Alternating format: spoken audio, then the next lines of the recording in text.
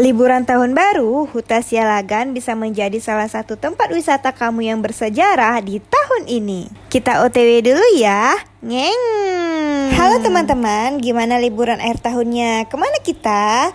Nah, hari ini aku mau ngajak kalian yang liburan ke Samosir. Kalian jangan lupa singgah ke Huta Sialagan. Ini kita udah ada di kawasan Sialagan. Langsung aja kita parkir dulu. Kemudian kita langsung jalan kaki menuju ke Huta Sialagannya. Nah teman-teman, ini adalah Huta Sialagan, yaitu kawasan cagar budaya yang ada di tepian Danau Toba. Untuk tiket masuknya cuma 10.000 aja per orang. Sekarang kita mau masuk dan mau lihat-lihat gimana sejarah Huta Sialagan ini. Teman-teman bisa lihat di sini ada furnitur batu. Ini adalah batu persidangan pada masa Raja Huta Sialagan dulu. Dan diyakini batu ini sudah berusia 200 tahun lamanya. Dan ini adalah pohon suci yang dipercayai oleh warga setempat. Oke, sekarang kita lanjut mau lihat rumah bolon, yaitu rumah peninggalan Batak Toba. Dan aku juga mau ngajak kalian untuk pakai baju adatnya mereka. Tapi ini kita cuma pakai selempang dan ikat kepalanya doang. Terus mari kita coba menari.